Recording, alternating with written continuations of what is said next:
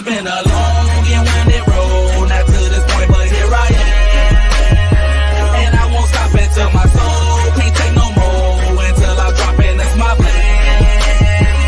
But until then, I'm grinding, I'm working, I'm working, I'm grinding, I'm grinding, I'm working, I'm working, I'm grinding. I'm shooting for the stars and my aim game is nice, so what I'm saying, it's enjoy the ride. This ain't no overstatement, oh we so overloaded. We on some legendary, oh yeah we overnose it. We on that brink of greatness, so close I fucking taste it. Premature celebration, so let's get fucking wasted.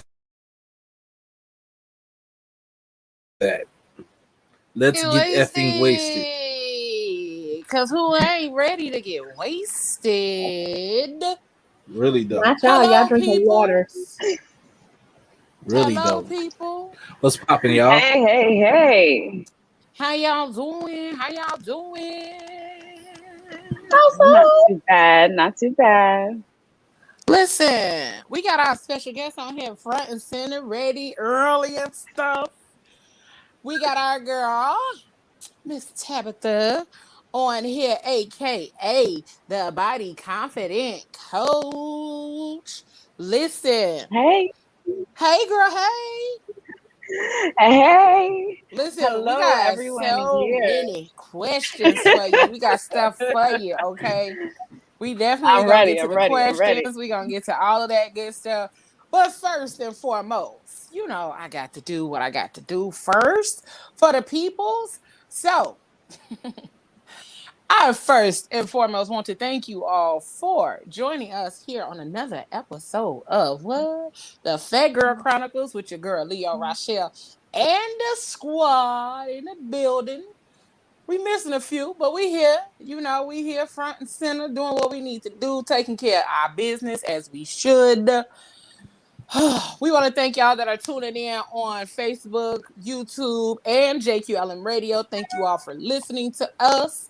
If you haven't done so already, make sure you download that JQLM Radio app. So if you can't watch us, you can listen to us. And make sure you subscribe to the YouTube channel. Because if you can't catch us while we live, you can always go back and see the whole show from beginning to end. And even catch up some of the old episodes from season 1 and season 2. And y'all know we in season 3. This is our 5th show of season 3. We've been popping off already all of May every week. And then last week we busted out with 2 shows. We did the regular one on Tuesday and we did a special edition on Thursday with our peoples from Convos with Friends. So listen, we are here. Once again, I'm your girl, Leo Rochelle. We got your boy, Trosh. What's poppin', y'all? Building. Then we got Miss Cat up there. Hey. And we got your girl, Queen Bree in the building. What up, y'all? Listen, I had to get that little sip while y'all was saying y'all highs and whatnot. Because I Let's dry throw that. Listen. Because I surely just slid off the road, came in here, put a little makeup on, put my glasses on and trying to be present and cute. Because, you know, I can't show up just looking like yesterday, okay? So I had to come on here, do a little something real quick and show up for the peoples because I dare not cancel a show because I was out here handling business and being a little fast. No, I'm just kidding. Oh. But am I? But am I, though? Who knows? Find out on the next episode of Man Your Goddamn Business with your biscuit head ass. All right, so... So we're gonna hop right into this episode. We're gonna have a good ass time tonight. Can y'all hear me? Is my sound acting up tonight or no? You're right. A little bit, but we can hear you. Oh, see, we don't. Me and this technology, we're gonna figure it out one way or another. So, anywho, in the meantime, in between time, we're gonna go ahead and allow our special guest to introduce herself to the people, give them a little bit about you, your background, and how you got started with being the Body Confident Coach. Oh, hey y'all. Hello. My name is Tabitha, the Body Confident Coach, and I am a New Yorker. I live in Brooklyn. I am 32, and I became the Body Confident Coach for a lot of reasons. through my personal experience that we'll discuss at some length. I know you guys have questions, but really and truly, I have been living in a space of everyone in my family. My family has been through my journey. My closest friends have been through my journey, and they were aware. Is the audio good? It was Yeah. you. Okay. They were aware of my journey, but I decided to put it out to the forefront, really and truly, because a lot of women deal with a lot of body confidence and self-esteem issues, and I didn't know how much my voice and me speaking my story would impact other women. I started to tell my story last year in November through my body confidence series, which was a Zoom call, nice lingerie, a very comfortable space for us as ladies. And through that, I was prompted to tell my story because a young girl that I had met within like 2 months prior, she came up to me and she said, "Tabitha, I'm feeling real depressed.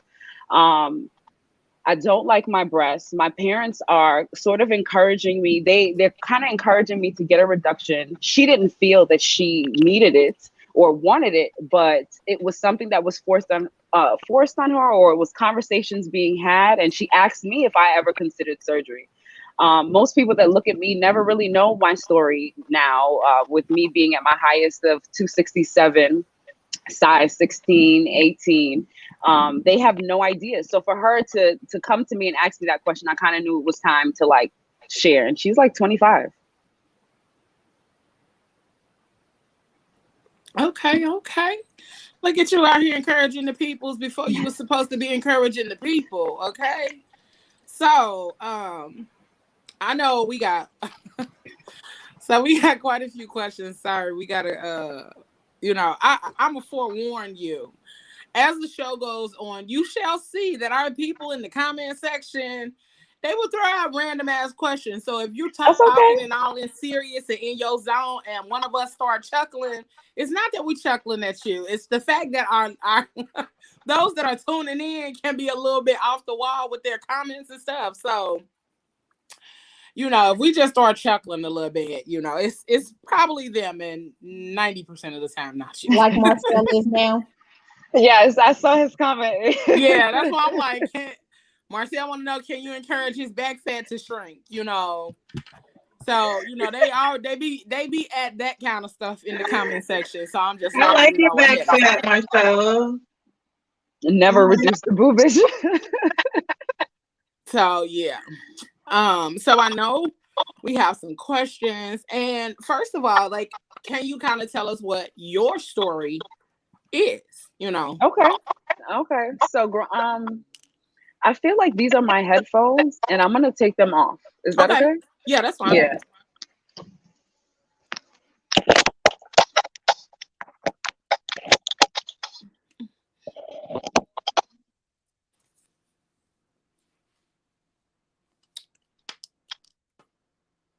Oh, sorry. Is that okay? Is it better? Yep. Okay, good. Okay, perfect. So, where do I begin? At the thoughts that I had in every room that I entered, or my childhood stuff. Really and truly, my lack of self-worth and self-love started at a very young age. I was born and raised in the church. There's a lot of components. I was born and raised in the church in Seventh-day Adventist religion, which is a very more restrictive type of religion, especially as it pertains to dress and women and how they're seen. So growing up, I was very slim, to the point where my siblings would call me an African, a Somalian kid, because that's how small I was. But as soon as I hit puberty, things started to change and my body started to change. And a lot of the changes that happened within my body, my family was not comfortable with 100%. And also because of the religion that I was in, I was told to cover, and my breasts were the biggest thing and the first thing to start growing. And it's like, girl, where you going with all of this breast? So every time that I would put on clothing, it almost felt like it was a problem. Like my breasts were a problem. The way that I looked was unacceptable. I didn't really feel like people wanted to see me, or I needed to be seen, very much so feeling invisible in that aspect. So after that sort of development came with me and my breast in high school into undergrad, which is around 2011. I went through there were a lot of things emotionally and personally that I was dealing with, and a lot of family things that I was dealing with, and food is the way that I coped at that time, not realizing that internally and emotionally I was hurt. I didn't feel the greatest about myself.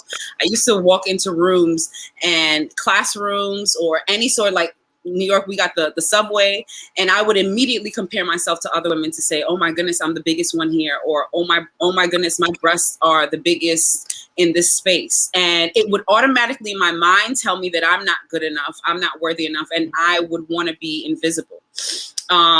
Fast forward to 2011 when I graduated undergrad. I thought it was June 2011. I'm like, oh my goodness, this is so good. I'm about to move on to the best part of the next phase of my life. But I was very unhappy and very broken. And I decided in December of 2011 to do weight loss surgery. I had lap band surgery.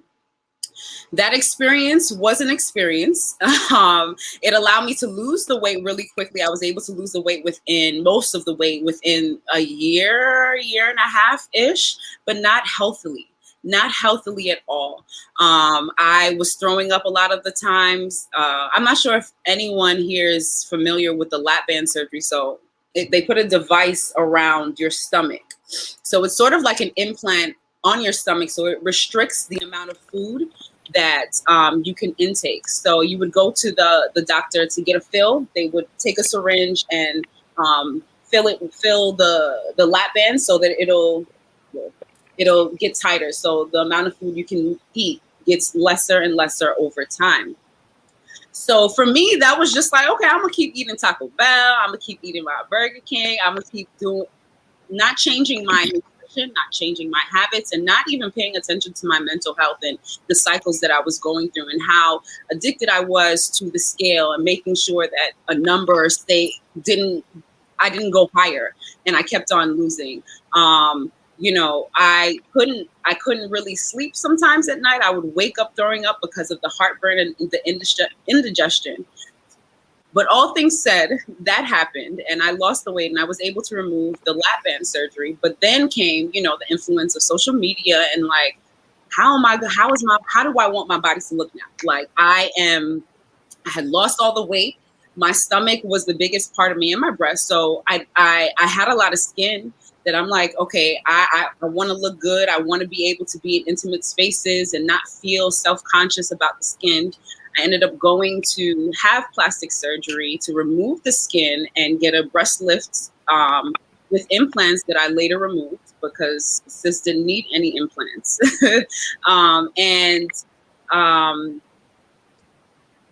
Was victim to medical malpractice in a lot of situations and that was not the greatest, very much so driven by my need to look like something else other than what I was and not understanding my beauty and not understanding and taking ownership of my beauty. And ultimately, through a health scare in 2017, I developed a cyst in my right breast. And at this point in 2017, I said I was never touching myself again.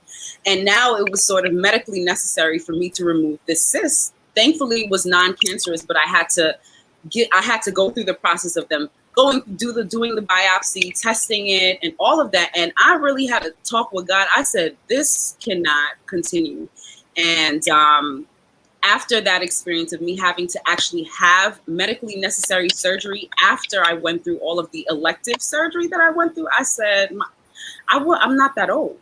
And I decided to work on myself deeply. I started to walk into every room and change my mindset. Instead of walking into a room or the train car, like I said before, and think I'm the biggest person. As soon as I would hear those thoughts, I would reject them and replace them with something that I knew to be true about myself. So even if it was just my intellect, even if it was just, oh, you have a nice smile, because I actually do like my smile, I would tell myself that to uplift me in those moments. And ultimately, it allowed me to heal in so many ways for me to be able to be here and to share that story, my story with you guys.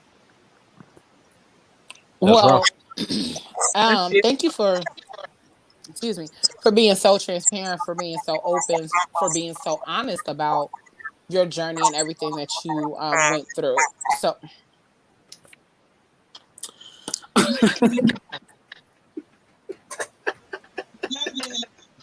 The immediate annoyance. The minute you put them in your ear was while you was putting them in.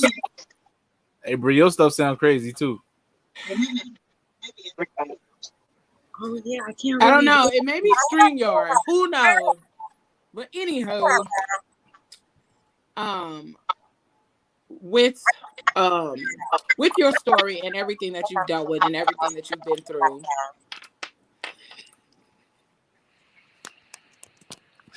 it's just gonna make me so mad. Oh, it's just gonna keep making me mad, y'all. I'm sorry. Can y'all hear me? Yeah. Okay.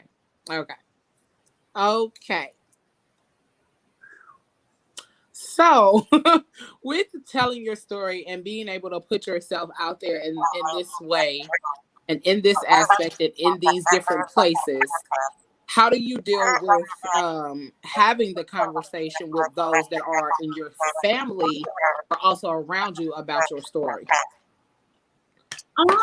My family, they've been a part of it. They didn't agree with my parents, my siblings. They didn't agree with anything that I chose to do. However, as much they know me well enough to know that when I make up my mind about something, I'm going to do it. So at a certain point, they stop. They just let me be. And I even had a thought just yesterday, and I thought back to whether or not I would do it again, do the same thing over. And I honestly, in certain regards, I wish I would have listened and taken counsel from my parents a bit more. There's certain parts of the experience that I would not like to repeat. Through the medical malpractice plastic surgery, the first one, I was actually in the hospital for 2 weeks, and I had 7 blood transfusions because of his lack of medical care. So, things like this aspects of the story that even though I still cringe when I hear it, like, damn, Tabitha, you really got that low with yourself. But I understand that there's a purpose through it, and it would not allow me to be here because the pain really fuels me. And even me jogging my memories and looking back at old pictures, and I can look at old pictures and understand and know my mindset that I had back then. And I'm just so grateful that it's not even about the body, it's about the mind, the mindset that I have. Even the way that I approach working out now, the story that I'm telling myself as I'm working out is completely different. Can you hear me? Mm-hmm. Okay. I'm just trying to make sure that I sound better when I get on here because I'm starting to be like highly annoyed with the sound. I have a question for you. Where did therapy come into play for you? You know what? You would be surprised when therapy came in for me. Honestly, so before you go through plastic surgery, before you go through weight loss surgery, they actually give you a psych evaluation. Right.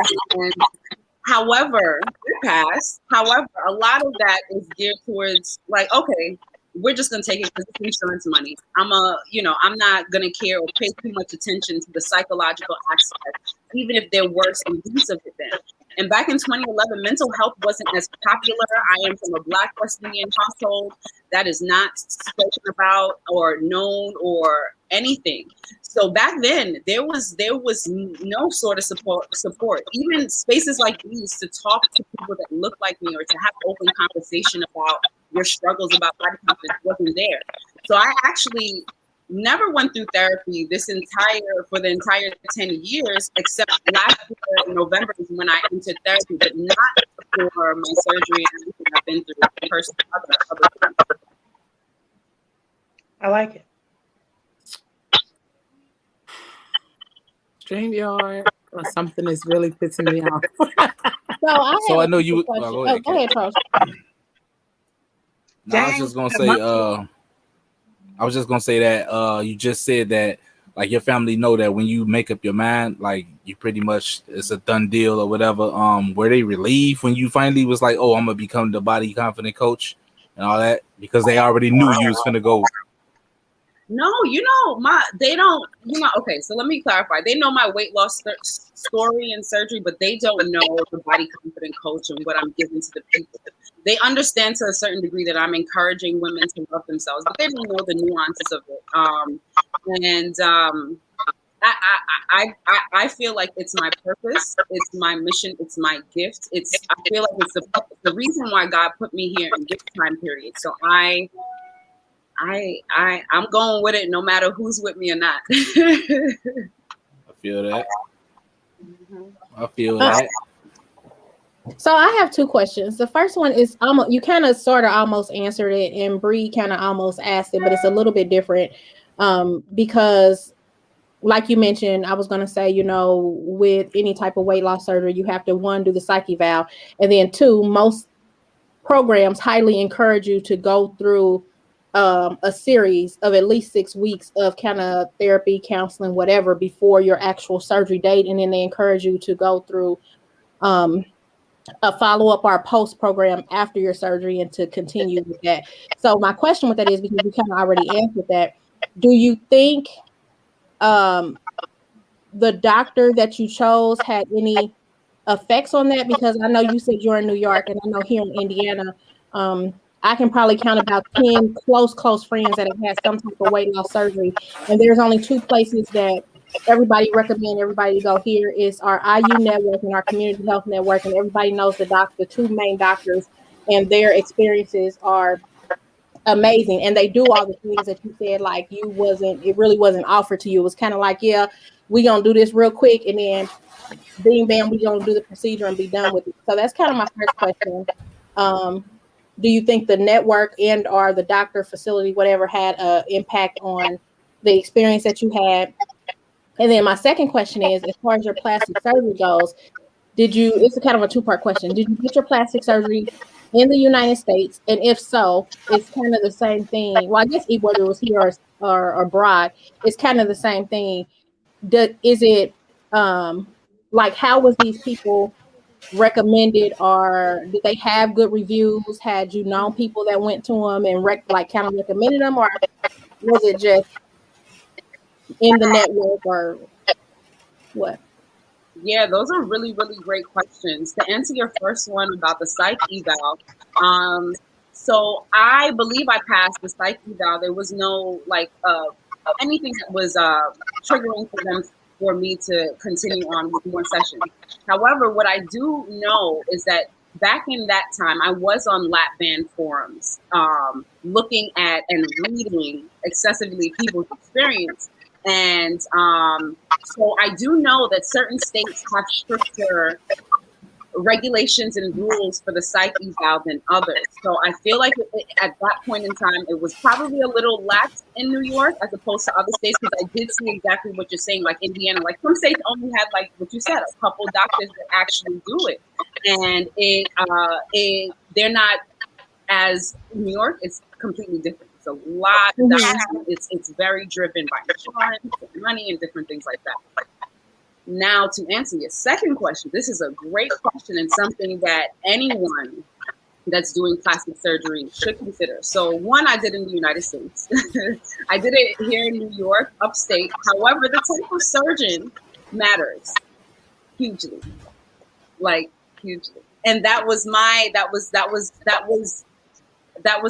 issue when I first decided to got my skin removed. So my first surgery, I got I think they called it like a 360 lift to pick up all of the skin from my stomach, and I told you guys a breast lift and implants. However, not everyone can shape the body the same way. So you'll have surgeons, and my surgeon ended up being Caucasian, who very much so, when I came out of surgery, was a different shape than when I went surgery. So that led into my whole body dysmorphia and how I looked. And I'm like, wait a minute, I know how I looked before, in terms of the shape, but when I came out, it was a little different. And it wasn't something that I knew or considered or I forget when I first, I feel like I want to say 2015. I wasn't that. I didn't consider that aspect of it. And what I did realize in hindsight, that yes, every plastic surgeon will shape you based on their hands. And I would advise, if anyone is going to do plastic surgery, if you are a woman of color, please find a surgeon of color. Like that. So just so you know, I had the gastric sleeve done November of 2020, and I'm down 105 pounds from my highest weight of 419 pounds.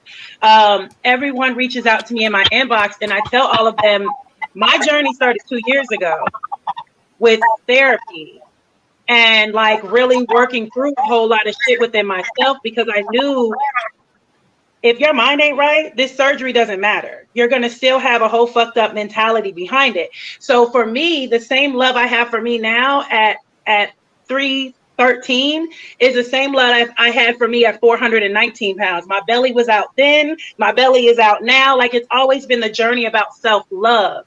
And what I'm realizing is there's this big push right now for body positivity and body kindness and body. Like, we all want these big bodies to be able to be in these spaces. My question to you is, because what I've experienced is a lot of fat shaming from fat people. So now that I've had this surgery, now they don't deem me as being fat, but bitch, I'm still fat. Like, I'm just in an 18. I'm not a 28 no more. You know what I'm saying? I'm just in an 18. So have you had any pushback, or what was your highest weight? You know what I'm saying? How has your journey been with people? Yeah, that's a really good question. First of all, I have to give you your flowers and honor you, and shout out to you doing it. I feel like the right way and taking care of your mental. I literally today, I told you guys I went to the physical therapy office, and I was talking to him about my weight loss journey, and he told me his wife went through weight loss surgery too. But that's one of the things he said. He said, if your mind isn't right, you will cycle back through the same thing. And he was actually commending me on, me being able to keep it off and, manage my weight. But yes, shout out to you for doing therapy for 2 years and keep going. And if ever I could be of any sort of support to you on your journey, I am here. I love to connect and talk to people. But besides that, so my journey with people in what sense? And the sense, like, for me, oh, go ahead, babe. I'm sorry. So for now, like, when I'm trying to give my message of trying to understand your mind and making sure your mindset is fortified before you go into these surgeries, whether it's lap band or plastic surgery. I'm a part of a few lap band groups on Facebook, and I feel like they can't relate a bit. I feel like based on how I look, they kind of, unless I come bearing my soul, it's sort of a pushback. We don't want to see any advice from someone that looks like me right now. So that's what I'm feeling from the weight loss community right now. But as I mentioned before, I feel like okay, back to the question in terms of people, what you guys. Because I want to answer that question real honest. So for me, it's everyone loved me fat. Like, my friendships, hey girl, we were great. Yes, it was great. But the minute you get smaller than them, or the minute the shine was different, now it's a different, like, the energy shifted. You know what I'm saying? And I'm cool with it now. It just was a shock at first, because hold on, as long as I was eating donuts and Twinkies with your ass, we was cool. But now that I want to go hiking and I want to do shit that this new body can do, it's a problem. So I'm interested to hear how your circles may have shifted, or if they even shifted, because they maybe didn't. Gotcha. I would definitely say that friends that I had that was actually there with me at the surgery, I'm thinking of probably 2 people in particular. I don't really speak to. That sort of shifted, and she was bigger than me. Not like, I think I was like 16, maybe she was 18, and it wasn't like a huge, we could fluctuate from one size to the other. But what I have been really blessed with is that I have known and have had people that have been closest to me that have supported me through my journey. I'm blessed enough to have a really close bond with my siblings and my family overall, especially my siblings. So I've always felt, even when I was little, like so long as my siblings got me, I don't really care about friends because we're all really cool. But I have a really good core of support system that didn't shift. However, since I became in the position of becoming the body confident coach and telling my story, that has completely shifted a lot of the friendships that I had been a part of. You know, people that didn't know before, like just different things. I can't tell what issue people have with me speaking my voice right now, but I do notice that certain people that I used to, you know, kiki with, they sort of watch it. Or they're not really saying, you know, they're not saying much, they're not supporting, it's just quiet. And that's okay, you know. My journey was my journey. I think I've gotten throughout my journey, I have learned, and even through the church. My father is a pastor, and I've been raised sort of in the appearance in the public eye. So I have learned to not dwell on it too much. Not saying that was always the case, but it has taught me to, you know, just turn the other cheek and let people be. I feel that. So Okay, just going back to your muscles look really nice, Trosh. I just want to let you know. Every That's time you comedy. lean forward, it's like I'm here. Hello. I have a question. That's comedy.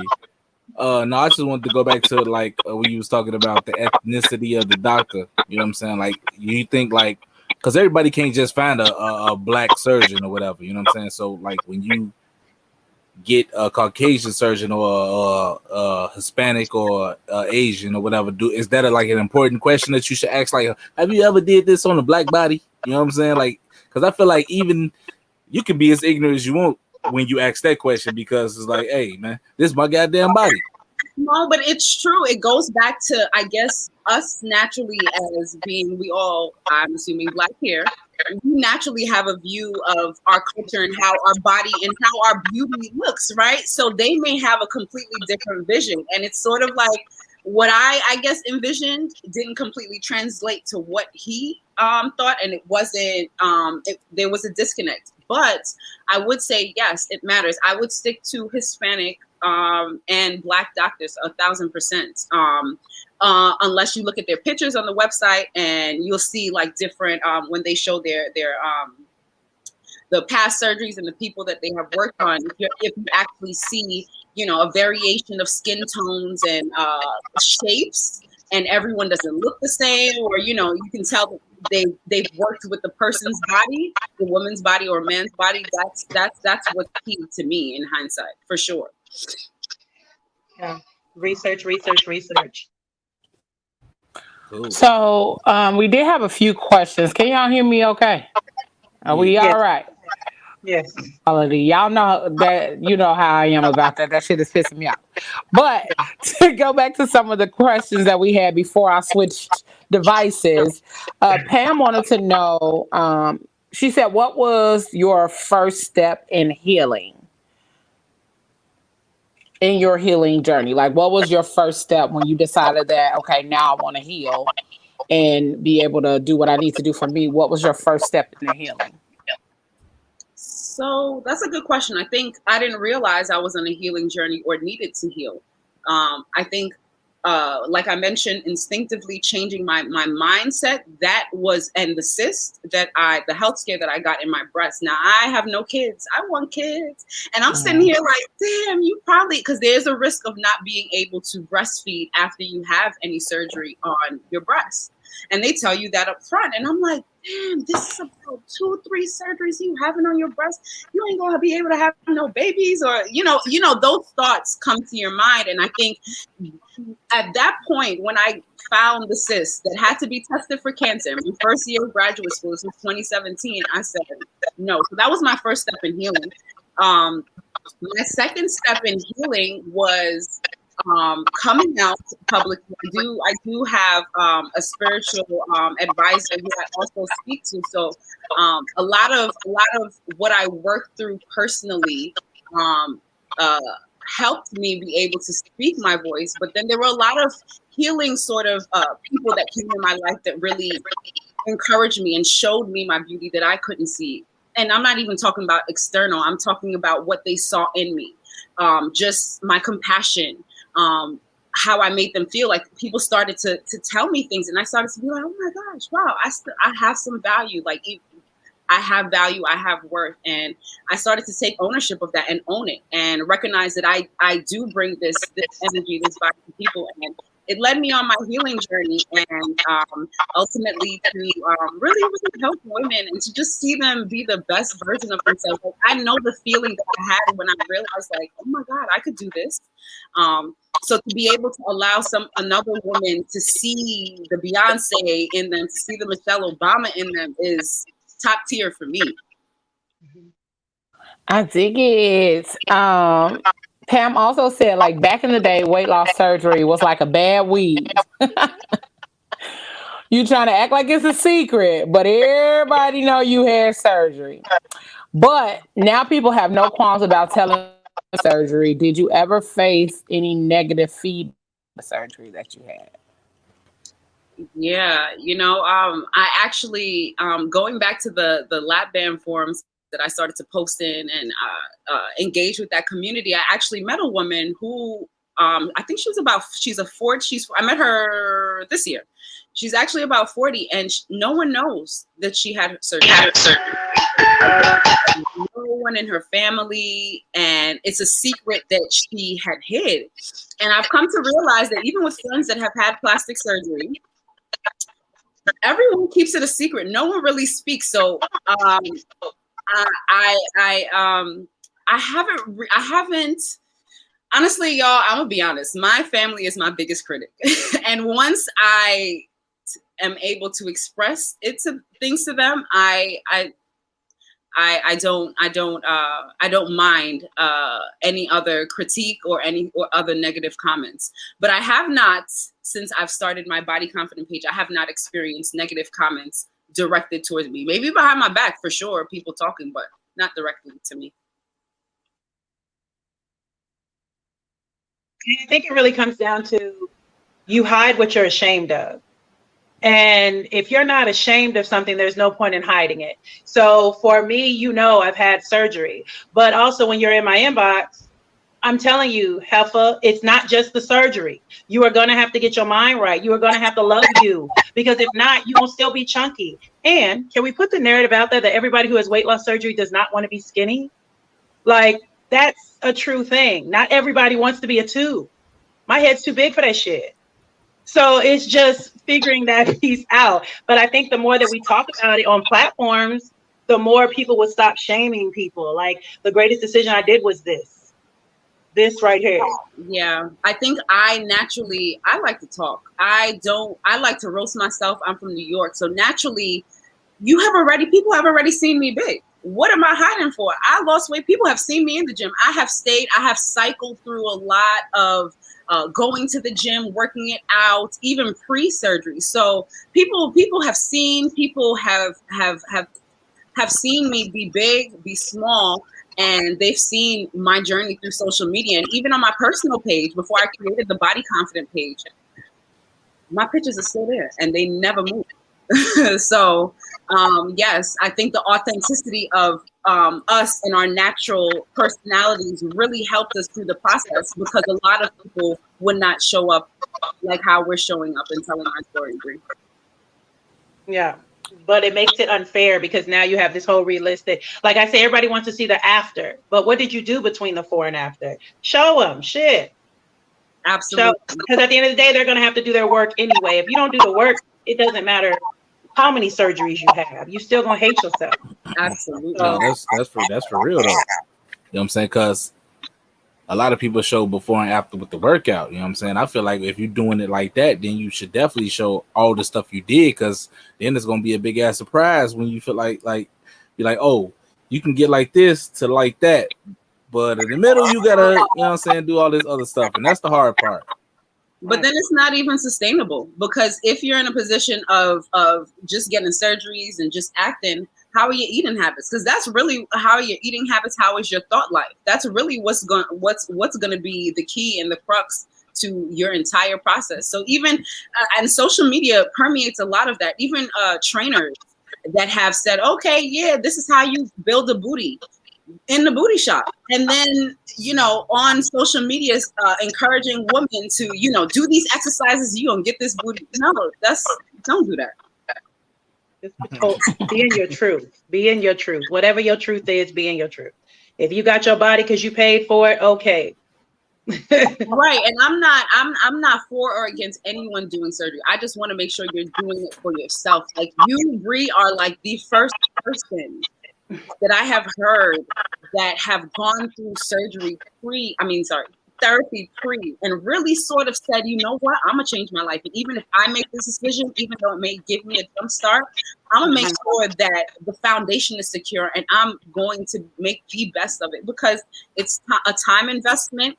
People don't realize you lose your hair. I lost my hair thinned out. Women don't know that you will lose your hair. There's a lot of aspects and things that you have to be prepared for.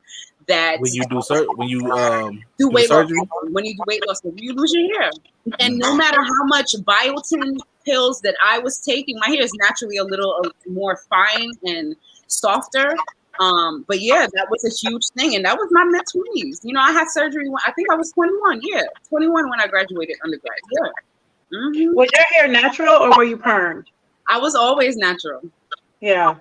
So it's a thing, like, it's so interesting. And I think now, because we have all of these groups, like you said, you can go into, like, I only joined one group, and that was the group I stayed in. And I never paid attention to anybody's negative shit. Like, my hair's falling out. Nope, I don't receive that. Like, that's how much my focus was, not on the fear. Like, I'm an energy worker. What you give is what you gonna get type shit.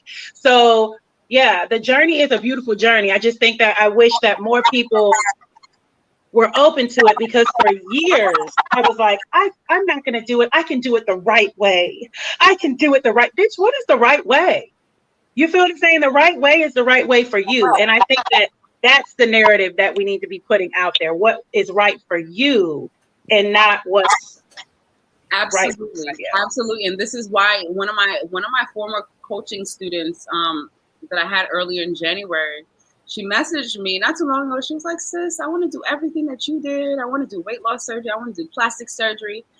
And I said, really? But you don't know my full story. And yes, that may have been what worked for me, but really and truly, don't make these. I could kind of tell the decision or the message was coming in a more of a desperation space, where it was like, okay, summer hitting. Well, maybe it didn't have to be summer, but I should have, could have, would have. We've been in the position where we're like, damn, I should have done X, Y, and Z. I should have ate better, or I should have made better choices. And then you're like in a desperation space. There were times when I was looking up plastic surgeons in a desperate space of like, ooh, she looked good. I want to look like this. I want to feel, I want to be able to do. And you got to do what is right for you, and more than anything, your mental health, because a lot of especially how social media is now compared to 2011, and the different types of surgery, and the availability of the surgeries that you can either go, like Tappan asked me, you can go overseas, you can go down the block to different places and just get it done and feel like, oh, it's cool. I had a guy friend, and even now that I'm speaking about my plastic surgery journey, I had a guy friend hit me up and say, yeah, I want to do penis enlargement and in another country. And I'm like, oh, I never, I was shocked that he told me that, but it was like, I never really thought about guys and body confidence and what they wanted to change and the safety around their surgeries. I'm completely a beginner at that, but it's real. It's very real, even for men. Yeah, tell them don't go out of country though. Hey, these love handles kicking my ass.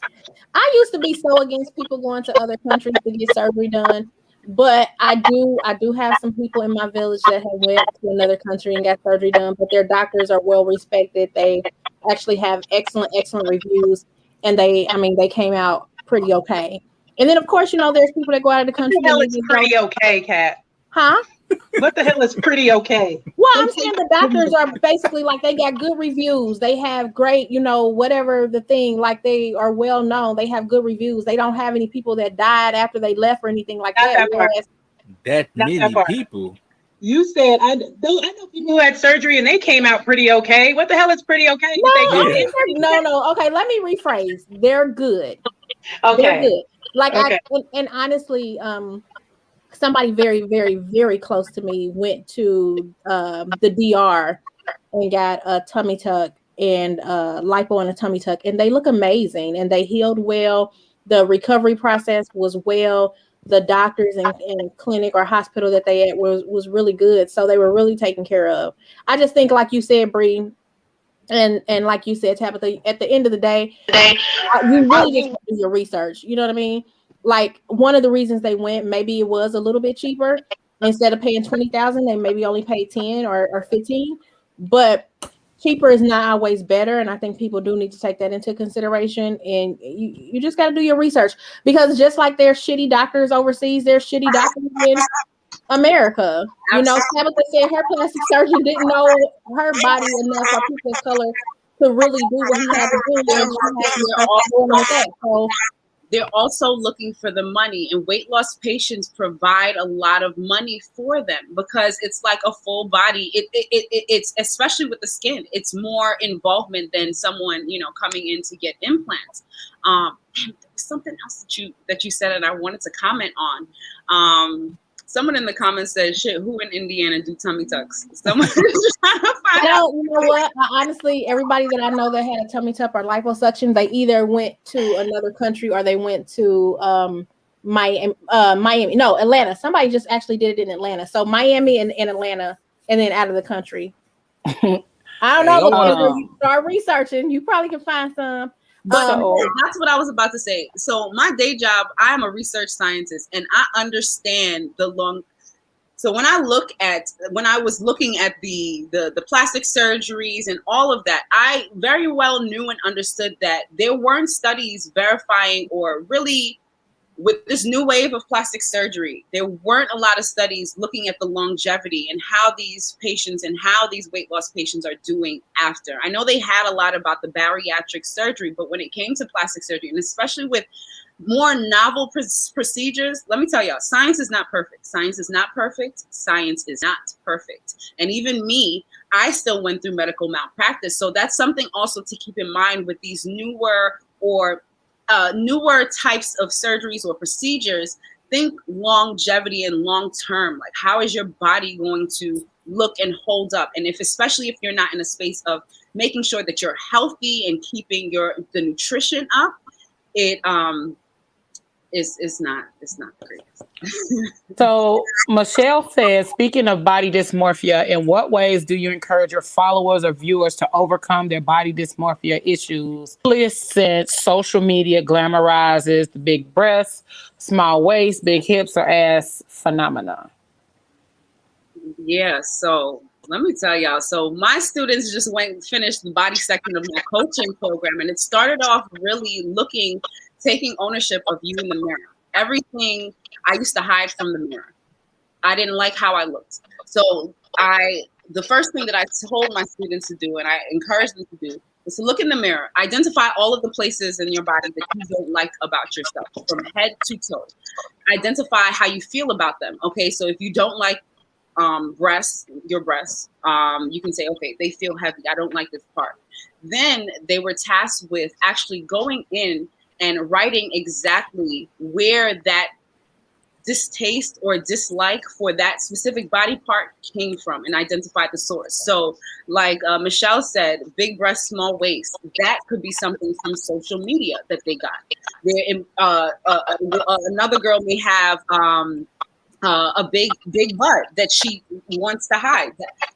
That was my sister's situation, and me and my sister, we were, the church provides a very a space where femininity in your body is not encouraged or comfortable. It's shunned, and it's actually, you're made to feel like you are doing or being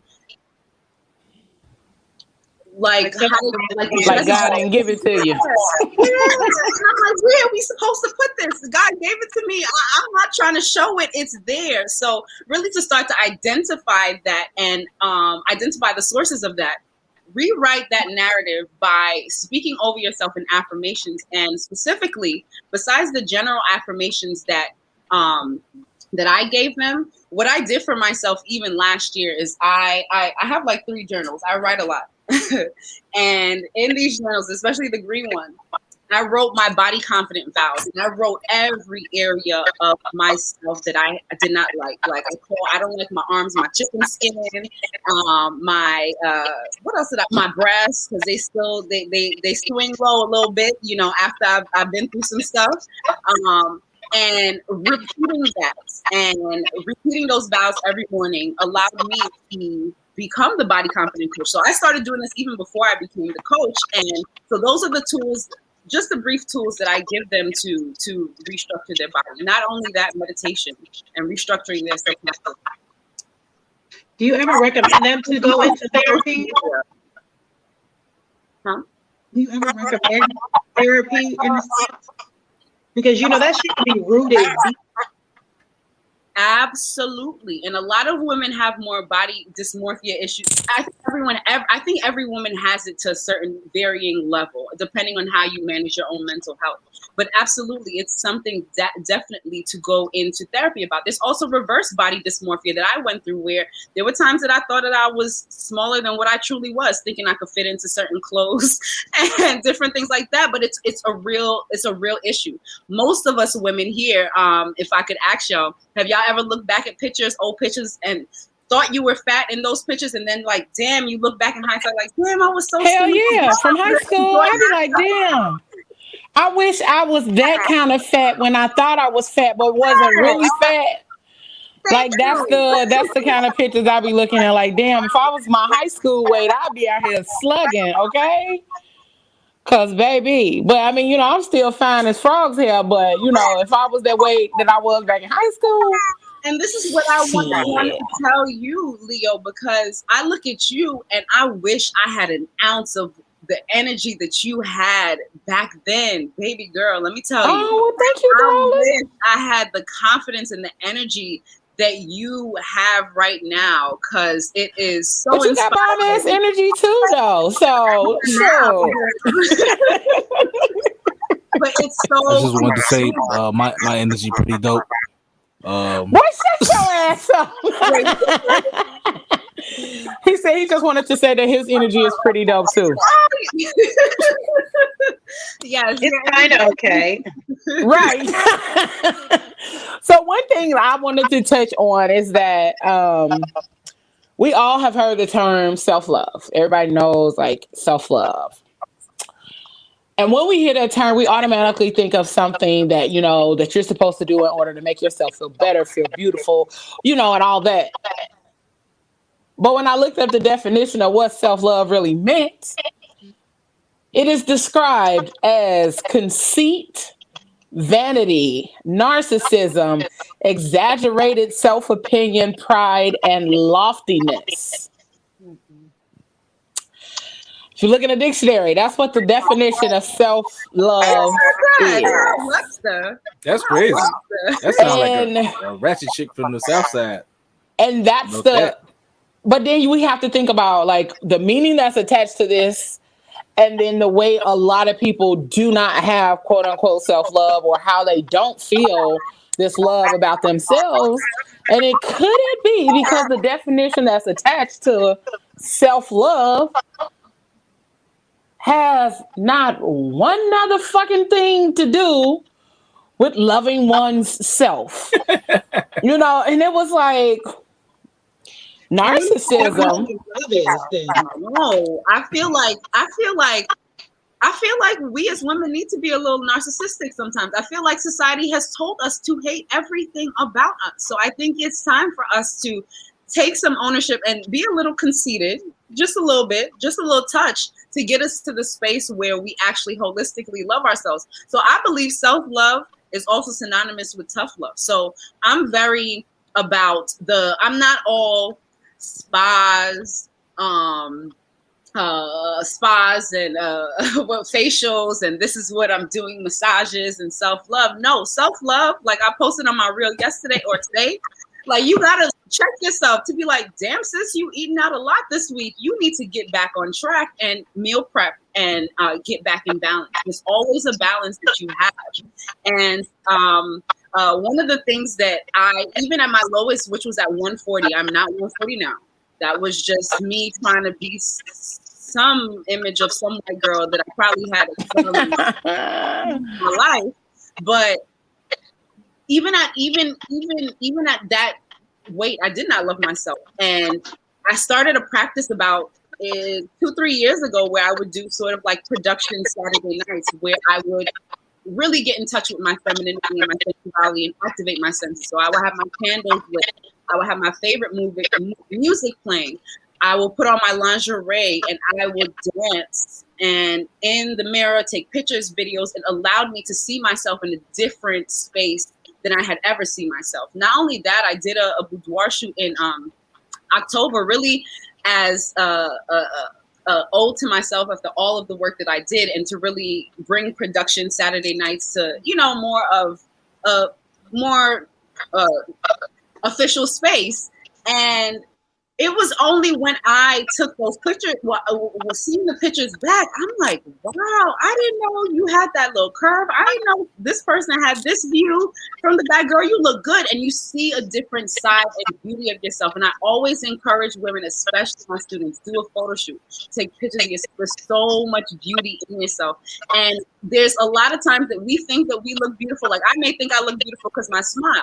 But really and truly, someone else may think I'm beautiful because of my nose. We can't accommodate for the levels and the ways people find us beautiful.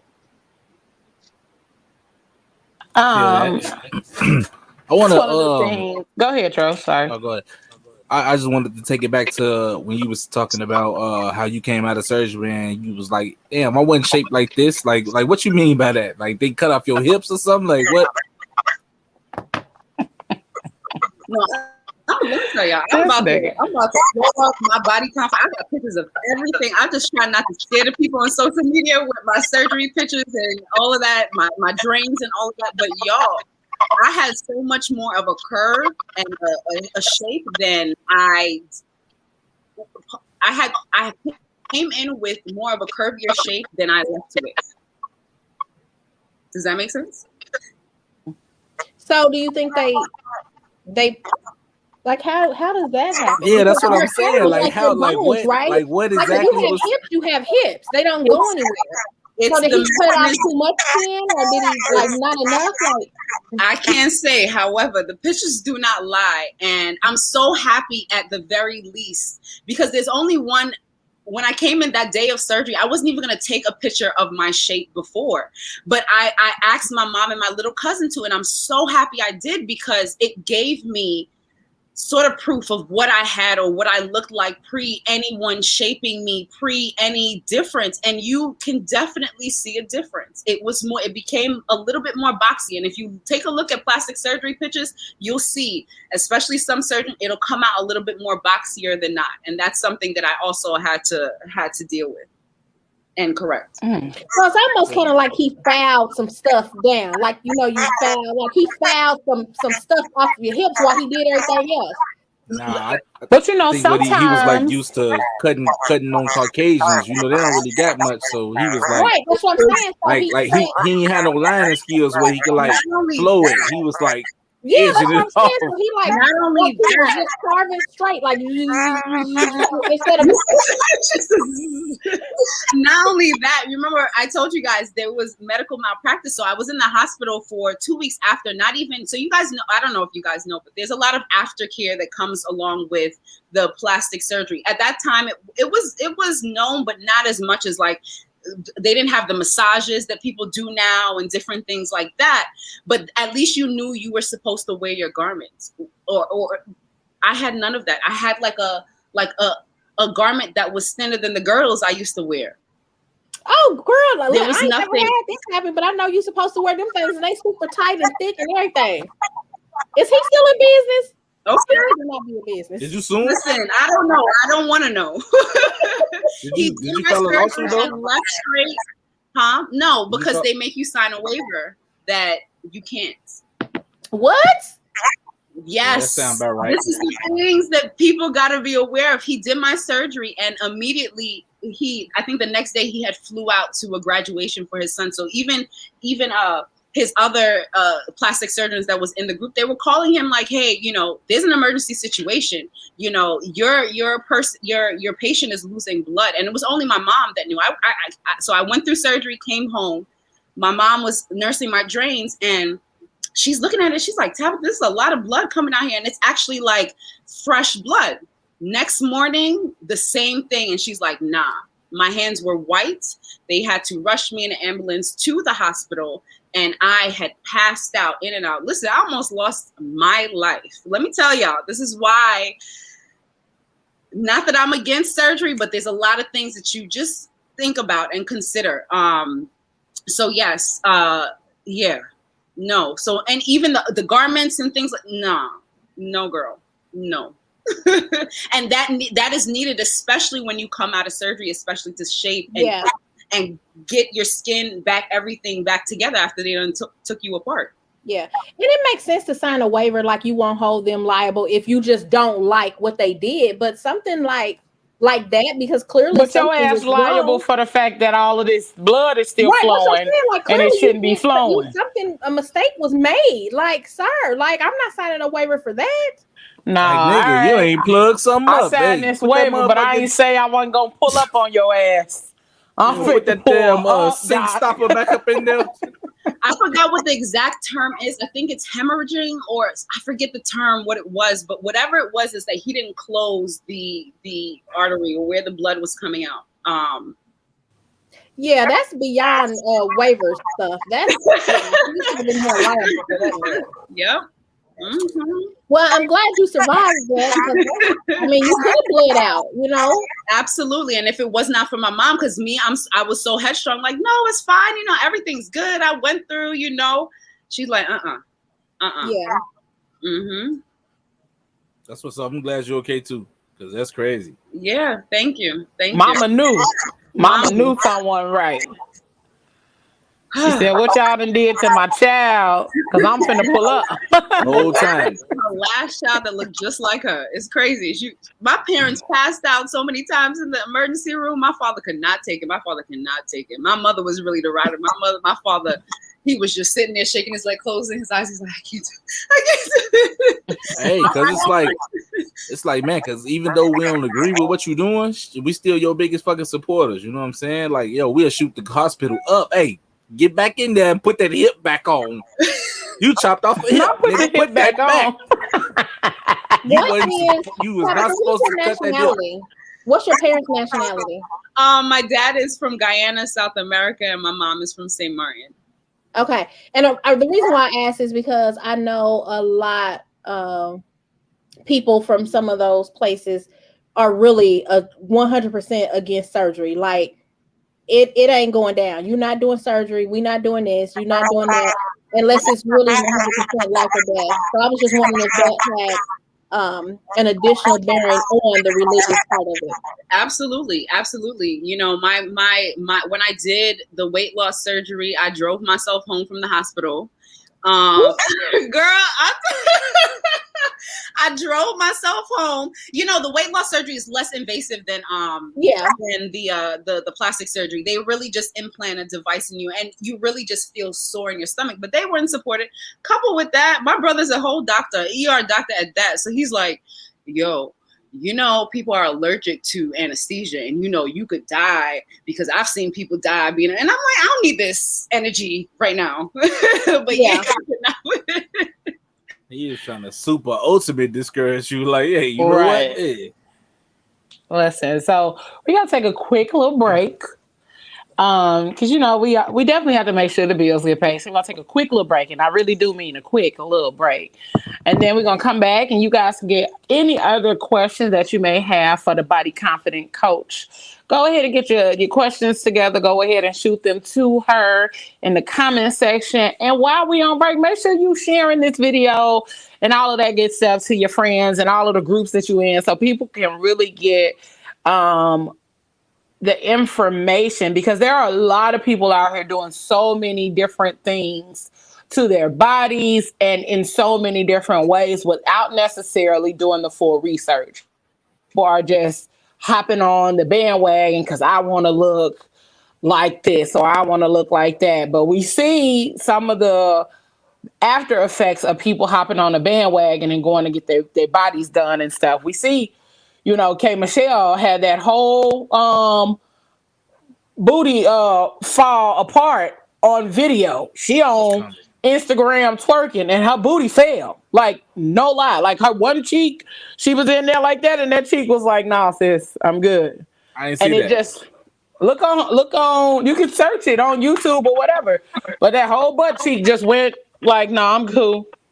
I'm asleep. So get your questions together and we shall be back shortly after we pay some of the bills. Hey. Y'all don't go nowhere. Are you in need of a fresh perspective on relationships, wholeness, love, and transformation? Or are feeling consumed with hurts from the past and finding it difficult to overcome traumatic events? Well, contact licensed marriage and family therapist Sharon Mason of Love That Relationship. She can get you back on the road to building a healthy and loving relationship with yourself and others. Love That Relationship.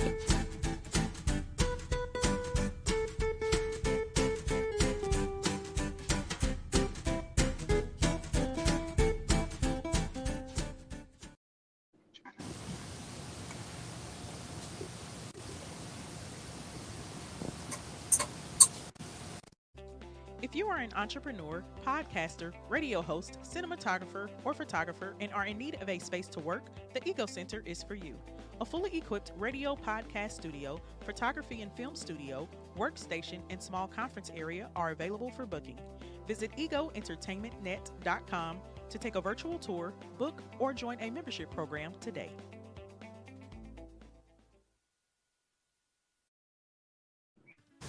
Ego Entertainment Network is a triple division multimedia production and media service company consisting of radio, podcast, television network, digital magazine, advertising, live coverage, a full service media center, and more. To find out more about how to start or syndicate a show, advertise, book the Ego Center, or inquire about other services, visit egoentertainmentnet.com today. Ego, empowered greatness optimized.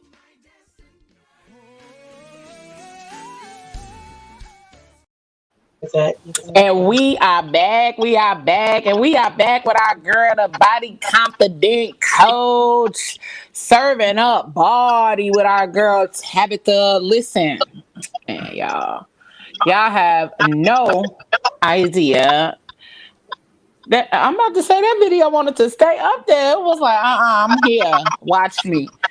But all of the information that we have gotten tonight, and thank you for first and foremost for being so open and transparent about your journey and about everything that you've dealt with and that you've been through, because being transparent in this in today's society sometimes is one of the hardest things to do. So I applaud you for that, and doing it in such a way that has to do with things that people try to sweep under the rug, So I appreciate that first and foremost. So guys, did you all have any additional questions for her? Yeah, I don't want to be all up in your business, but how much all that cost you? Fuck.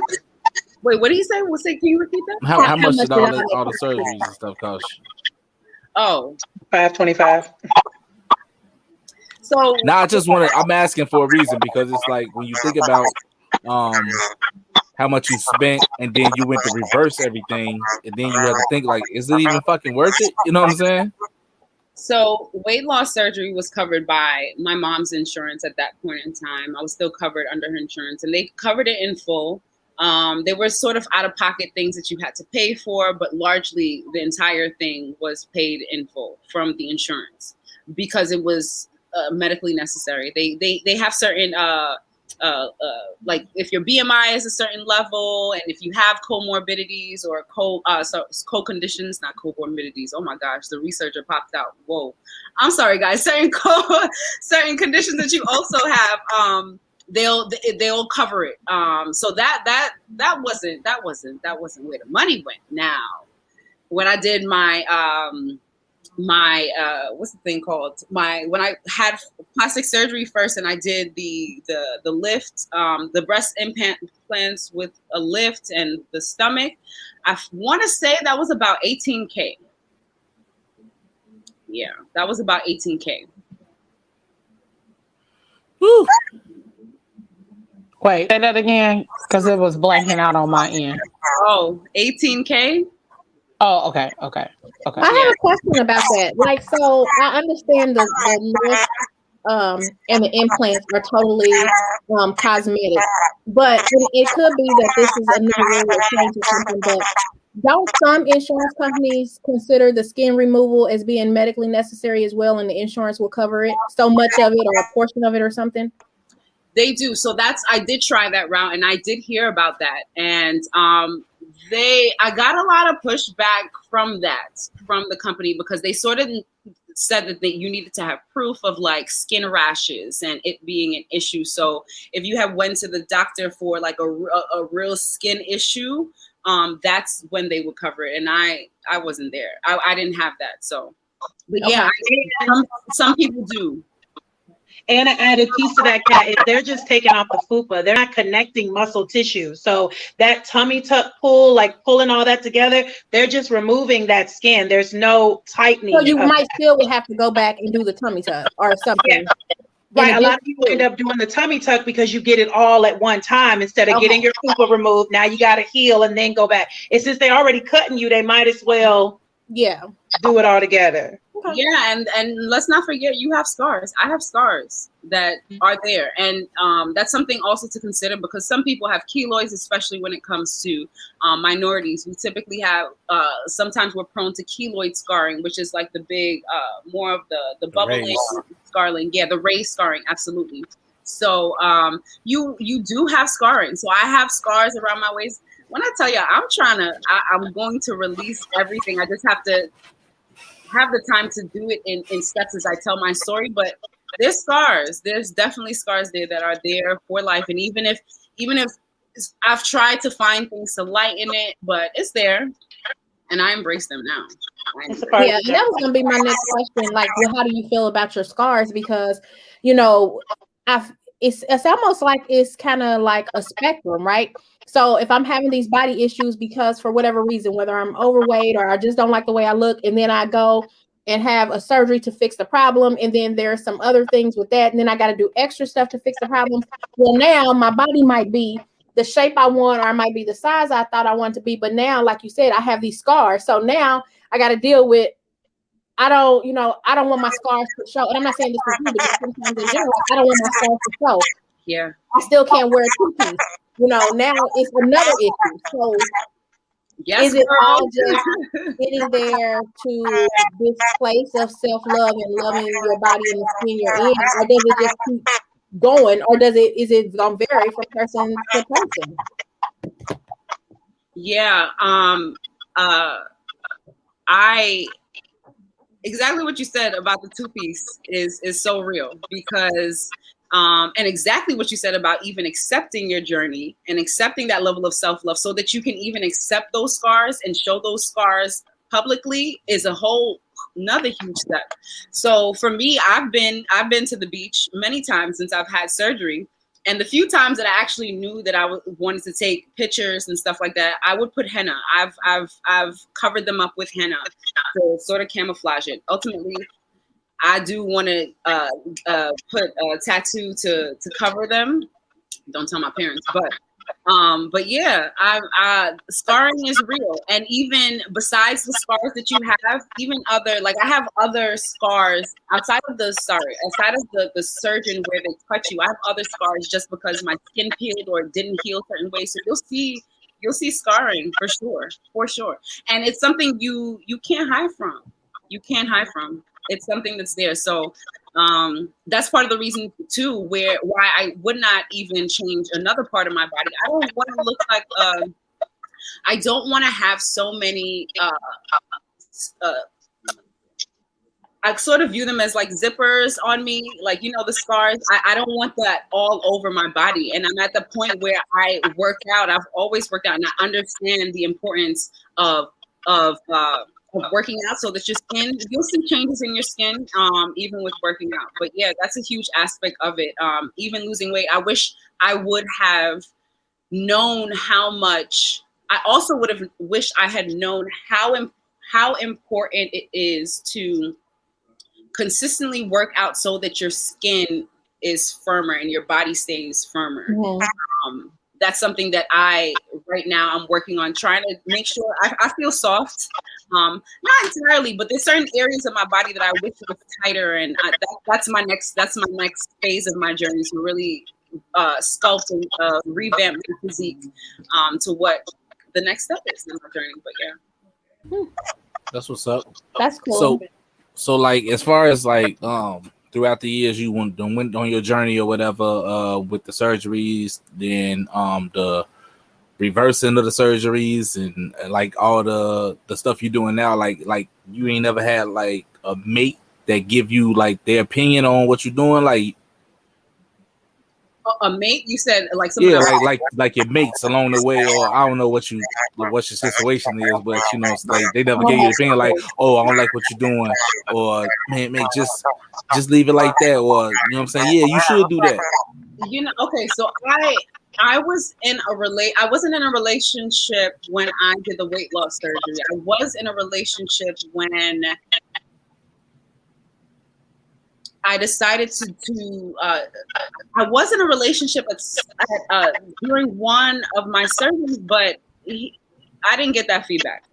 I didn't have that feedback of you shouldn't do this, or you are fine the way that you are. I think everyone around me, and not as an old or a shot or jab at him, but I think I was so hell bent on what I wanted to do that, you know, if my parents wasn't changing my mind, he wasn't going to change my mind either.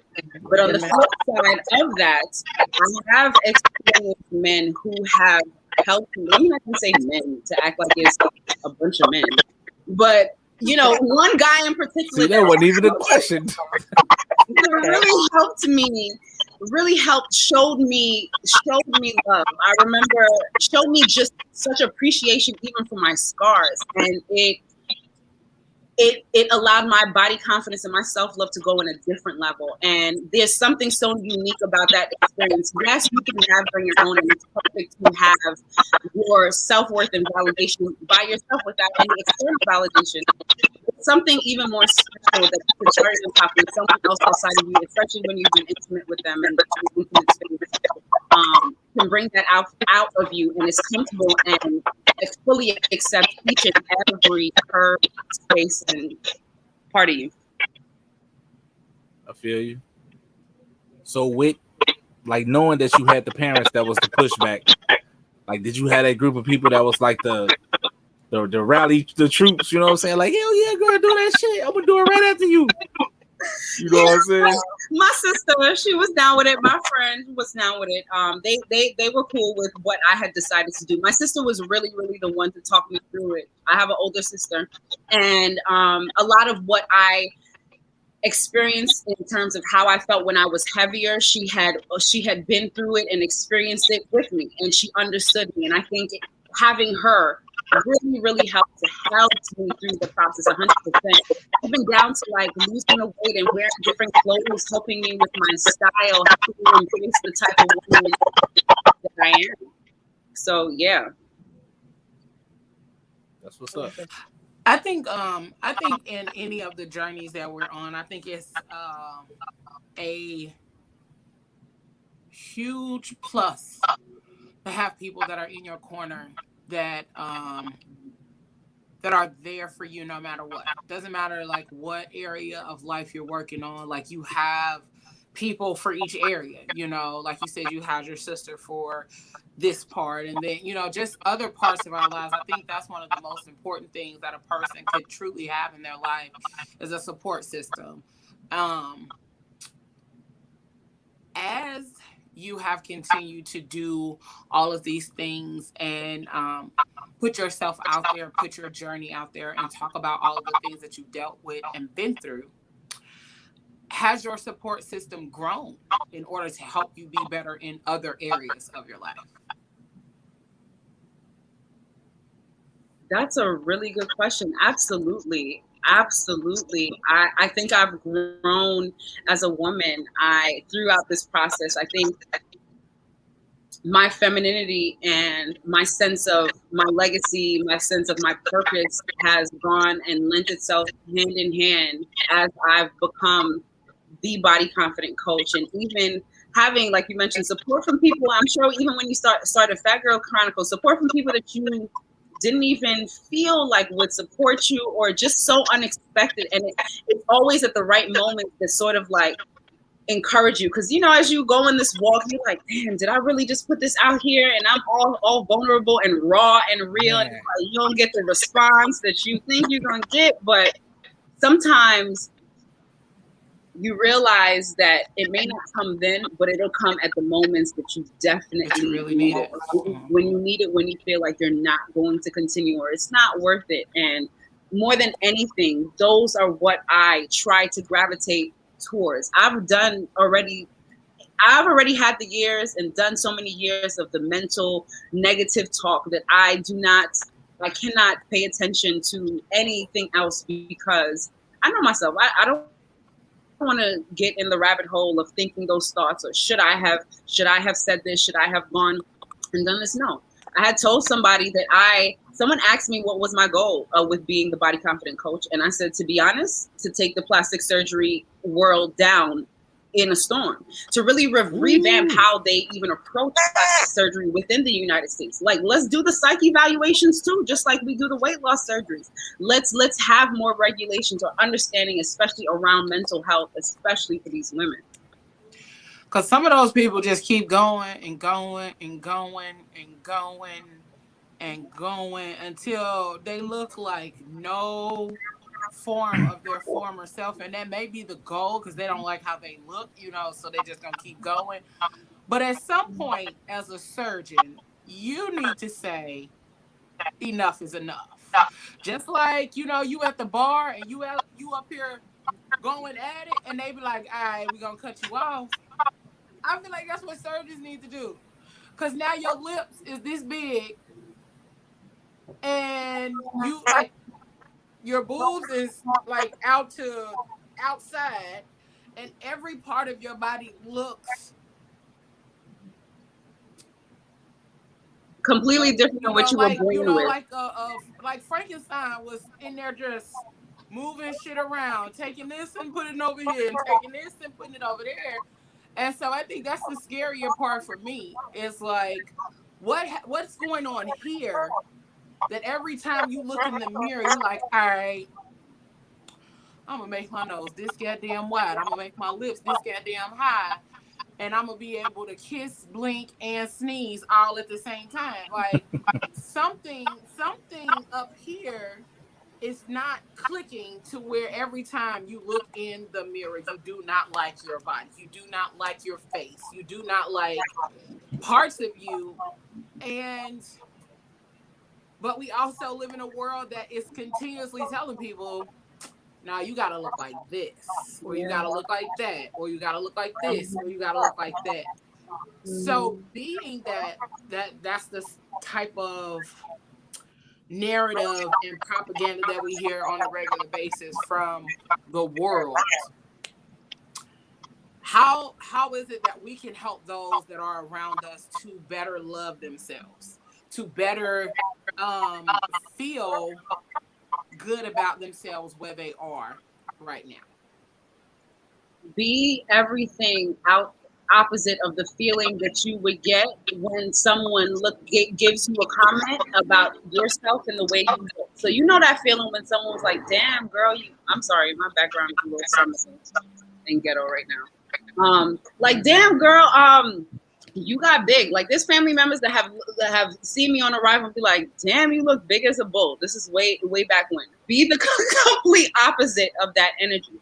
So for me, no matter where, no matter who I come across, and it's genuine, no matter who I come across, like how I entered when we started a little earlier before we were live, like, there's beauty that I see in everyone, and it's my duty to call it out and make sure that I give, especially that woman their flowers, because nobody knew the thoughts that I had. They saw me as this confident, never knew that I was dealing with a lot of self-worth and self-esteem issues. You never know what other people are going through, so be a force of love, be a force of everything society is telling you not to be, and just have grace and patience with people.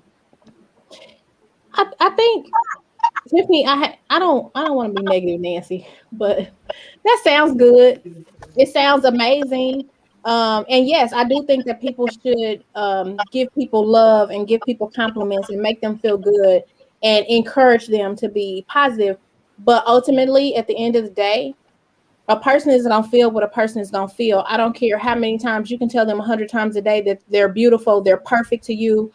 They don't need to change anything. They don't need to do anything. But until they feel that way about themselves, it doesn't matter if you say it 3,000 times a day. They're not going to change what they think about themselves and what they need to do to make anything better. So, in theory, yes, absolutely. Let's do that. But to Tiffany's actual point, of how do we stop people from overdoing it or even doing it at all? I don't think it's that much love in the world, even self-love, really, because again, if a person wants to do something or if they're unhappy with something, like you said, Tabitha, you had it in your mind, you was hell-bent on doing what you wanted to do. Nobody was going to stop you. You were going to do it. And most people are that way. You can tell a person 1,000 times, you're fine, you're perfect, I love you like this. But if that person still thinks my nose is too wide, there's nothing you're going to say until they do whatever they got to do to make their nose not be wide. And Tiffany, the doctor, I don't know if you watch Botched, because I know you don't really watch a lot of TV, but the doctors on Botched are plastic surgeons, and they've turned plenty of people away. Yes, I have seen. I have. They be like, we're not. You can go somewhere else and get it done, but I'm not jumping in that boat. I'm not doing it. You done had enough. It's unhealthy physically, medically, and mentally, and they do turn people away. I have seen some episodes of Botched, and like some people really do be botched. G, like they come in there and they went in there with two normal butt cheeks, and now they got one that look like a capital D, one look like a lowercase p, and I'm like, whoa, what happened? Like, then I can't remember what happened to this lady. Oh, her nose. It was her nose. She got her nose done, and it literally fell off. I saw that one. I was like, bitch, how did your nose just bloop? I was in amazement, like, bro, your nose just fell off, so you out here noseless and shit. Right, those kind of things is like, to me, you can't smell shit before COVID. That's some high shit to say. Like, you can't smell shit. You don't got no nose. You can't smell. You're not smelling ass. You know what I mean? But sorry, go ahead. I was going to say, to go off Tiff's question and kind of pinpoint all of this, it's not really, the only thing we can do is love ourselves in such a way that it makes other people want to love themselves. Because one thing's for certain, two things for sure, in the healing world, I am not responsible for anybody's healing. And when you understand that you are not responsible for making people love themselves, I can be love in a space, but I have taken back my responsibility for myself. And my job is to love me in such a way that it makes you want to love you. I have friends who are smaller than me who never showed their belly. But once I started showing my belly, it was like, bitch, why am I not showing my belly? I'm like, why are you not showing your belly? Like, I love me. So it's just a thing of being out loud, loving yourself in such a way that it gives people the belief to love in themselves. Even if you got to be that example that says, well, if they can do it, I can do it. We get so offended by the fact, well, if they can do it, it's true. People need an example. We all need an example. So just be the example. Honey Pie, you are a great example. And it's so funny that you said that comment, because I probably shouldn't tell you this, but I've talked about you before, in a good way though. And I've had that very conversation, like, oh my God, look at Brie, she look amazing. She got this little half tube top shirt on. I'm like, shit, I would never go outside with that on. But honey, she look amazing and it's awesome and it's great. And I'll be like, oh yeah, I'm not doing that.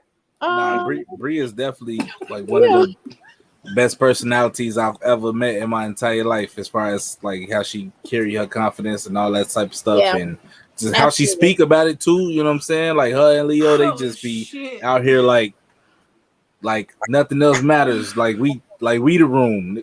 Right. Because it'd be crazy when they're in a room together. Yeah, y'all don't know because like they both like we the room. There's nothing that anyone can say because the work I just had to do in the mirror before I walked out of here in these shorts and this shirt, I've already did the work. So I've already did my work. There's nothing you can do, honey. And I do it for the little fat girls in my neighborhood where every time I walk outside, they look at me like I'm a unicorn. Like, I do it for the fat girls who were like me, who you know what I mean? Girl, it's amazing. Let's live our life. Y'all wrong. So first of all, I have a question for all of you guys. I apologize for chuckling so goddamn hard, but dude is a fool. This fool said they botched me. I got 3 nipples now. Aww. It's a scar that looks like an extra nipple. But it's the last one that took me on up out of here. It said, but butt cheeks got stuck together once. When I pulled them apart, it sounded like Velcro. Oh my God, that's so we need to shave or something. That's soap water. He need to do some work. Do some work. It's a lot of things that you need to do. First of all, we're gonna go ahead and make sure we get you some of them what's them man wipes? I'm gonna find you some just for the fact that you said it sounded like Velcro, Chief. Mute his comments. Don't even read the next one. Second of all, I'm gonna give you the number to the wax girl that I go to because we're gonna need to get up in there because you know it's a lot going on there, G. He's gonna have to tip extra. So there's that. I'm gonna inbox you all of that information on how you can order a bulk package of them man wipes because apparently you got some racing stripes happening that you over there sounding like Velcro. Okay, so we're gonna go ahead and keep it rolling, and hopefully, I'll send you, a couple sticks of cocoa butter so we can kind of help with that scar that looks like a third nipple. Okay. I have a question for you. What was your question, Tabitha? Go ahead. So, have you guys ever considered changing a part of your body at some point in your life, and why? And what body part was that, and why? Like surgery wise? Yeah. No. So and my husband will say that I'm not fat, but I think I'm huge.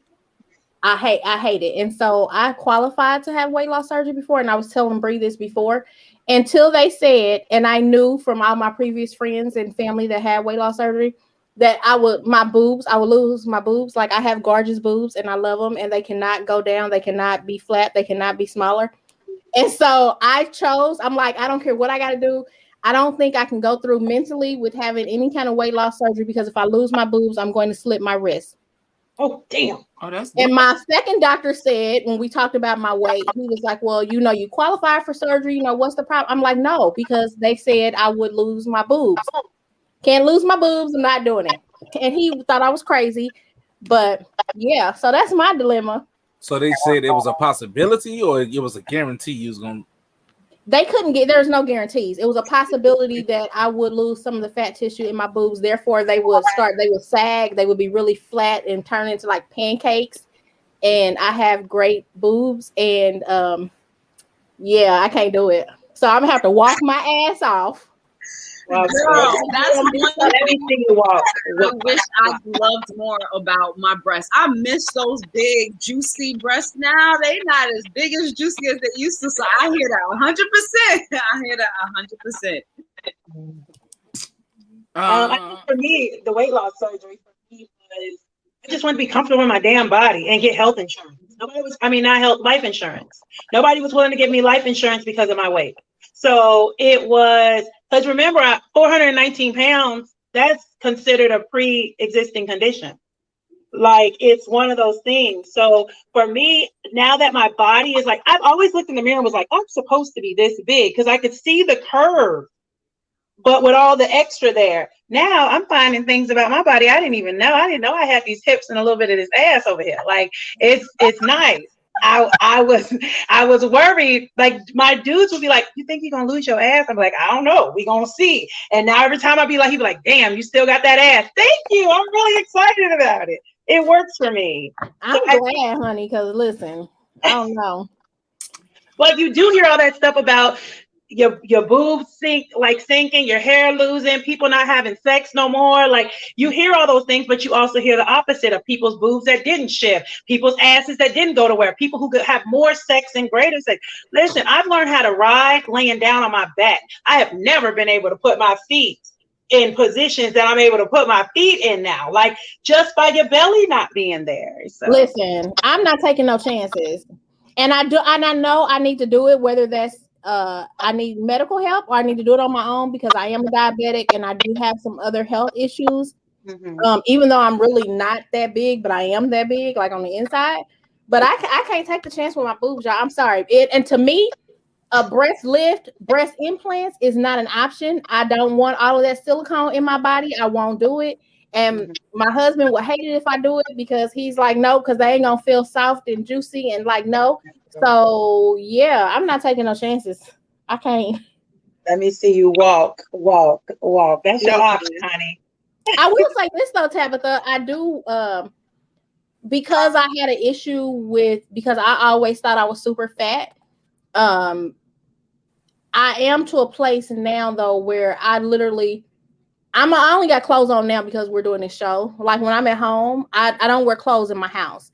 Even if my husband's home, I don't wear any clothes. The only thing I wear is my waist beads, and my waist beads actually have been a lifesaver. Once I started wearing my waist beads a year ago, and I did it partially for that, you know what, let me put something on to adorn my body, to make me be okay. And once I did that, I'm like, oh, I'm hot. And then sex with waist beads on, a whole nother level. So I'm like, shit, I'm good. I mean, I still need to lose a few pounds, but I'm happy. I'm good. And I don't wear clothes when I'm at home. Yeah. My window be open, the neighbors probably see me. Yeah, my motto is stay naked. That's how you get comfortable with your body. Stay naked. Stay naked. And I need to get me some waist beads. I've been meaning to get some. So yeah. That's fine. I can make you some, let me know. Oh really? You make waist beads? I do. I have some made, but I do custom too. Okay, good. Okay, so I hit you up after. Yeah, y'all. I am so sorry, but these comments is dumb. Just dumb. And I'm like trying to focus and really listen and be in the moment and be present and like, still maneuver through the comment section. And I'm like, okay, I'm thinking that I'm going to see something enlightening. No. For the last 5 minutes, nothing in the comments has been enlightening. Except for Michelle. Dude still talking? It takes time, a long time, to teach yourself how to completely, unequivocally love yourself that way. But when you get there, boy, oh boy, you are lit on fire. And it's a forever journey. I don't think there's a place called there when it comes to loving you. It's a forever continuous journey. Like we say, growth is not I'm there. It's not we just arrive. This is forever. As long as we're on this earth, there's going to be shit that's going to challenge our self-worth and our enoughness. So it definitely is a lifelong journey. I don't necessarily agree with that. The journey. I don't think it's a lifelong journey. I feel like once you're there. Where is there though? But I'm saying to loving you. That's what she's saying. But I'm saying you can still leave that location and come back to get there again. But what I'm saying, once you're there, you can say I'm there. You're there at the level that you're there now, but there could be shit that comes up or down the line or along the line that shakes that. You feel what I'm saying? Or something that happens, a relationship that comes in. There's so many different parts. That's what I meant by you can leave and then come back. But I'm saying we talking about the analogy of a journey. What, baby? That's all. That's what I was focused on. This my agree was field trip. Okay. So I'm glad it's you that's agreeing, not me. I wasn't even arguing about nothing. I think for me, the I've never thought about like doing fixing anything surgery wise. I have thought about the gastric bypass and the lap band and the the sleeve, and I've thought about all of those things, and constantly it has been a constant back and forth mentally to decide on if that's the route I want to go, or if I want to just continue to try to do it the way that I've been doing it, trying to whatever. I know my consistency is jacked, so that's a level of something there that I'm learning. But overall, I haven't really struggled with my weight for myself, as far as like how other people I like me. I love me. I would just say that I know when I was growing up and when I was younger, it took a long time for me to even get to this place, because I was bullied when I was little by boys. But they used to be like, boys bullying you, that mean they like you. Nah, because them little motherfuckers was mean, and we used to go at it, and I used to fight boys when I was in elementary school, because I'm like, y'all not about to pick on me like this. So, like, the older I got, I was always a taller girl. I was always the biggest girl. And, like, when I was younger, I had thighs like nobody's business, like in the 4th or 5th grade. And I'm like, bruh, like, and the older you get, the more people look at you in a sexual way when you're younger. So I think that was part of my mental process. Like, I'm 12. Like, and they'd be like, no, you ain't. You ain't no damn 12, sir. Yeah, I am.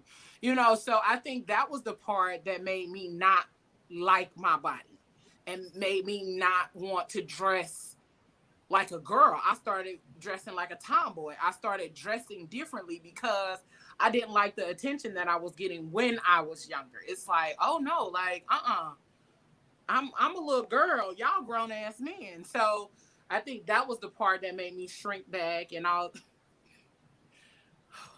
That was the part that made me shrink back. I saw the comment too. I know. I saw it. Girl, that was the part that made me shrink back and kind of not operate in my confidence and in my femininity until a lot of things just started happening over time, and I had to recognize my own beauty, my own gifts, and all of that good stuff, so that I could actually show up. So overall, I think just for me, the battle with the weight loss surgery has been there, as far as like surgery. Other than that, I think I'm good, but still just that battle there. It's still ever present. I'll put it out there like that. It's ever present. I love how self-aware all of you guys are. Like, you guys know yourselves so well to know, if I do this, I ain't gonna like it, or if I'm not ready. Like Catherine was like, I don't want to lose my boobs. Leo's like, I don't know about the. All I'm saying is, when I lose it, don't talk to me, because I'm determined to be funny acting. Okay, confident, funny acting, and still bomb as hell. Okay, but. Some people be saying I'm funny acting now, so oh well. It is what it is. But I also think just overall for people that are dealing with those questions of themselves and questions of like, do I love myself? Like, I feel like only you can determine that. Like, you are the ones to say, I love myself or I don't love myself, But a lot of times your actions will show whether you do or you don't. And I'm finna turn this page. Don't see? Yeah, it goes that way. And but I think a lot of times with the people that are around us, they can kind of see when you start to do things that aren't of your character and all of that. And then it becomes a question of, are you loving yourself? Are you taking care of yourself? So all of the stuff that you do and everything that you Did everybody freeze? Bring Nah, I think it was just and to pay okay. attention. Okay. It was just me. Mm-hmm. All of the things that you do and everything that you speak about helps people to be aware of themselves. Even me, like, scrolling Instagram, I might read some of yours and I'll be like, do I do that? And so it's a question. It's like, do I do that? Or, the information that you provide on your Instagram page is like top notch. It's like you're fun, you're informative, and it's all there. And you're very authentic and personable, so it doesn't come off like, nah, bitch, I've been little, so I'ma just tell your fat ass to lose weight. Because that's how some people come off. That's how some people come off, like, no, I've been little all my life, and now I'm just gonna tell you that your fat ass needs to lose weight, and this is how you go about doing it. Instead of it being said with love, said with with tact. Because sometimes, that's the biggest thing that matters when it comes to doing stuff in business. You got to do some shit with some tact. And I think your Instagram page is very inspiring to those that want to make those changes and want to continue to do those things for themselves, whether they had surgery or not, in whatever way that they are maneuvering and being, that they can be themselves truly and authentically. So I thank you for that.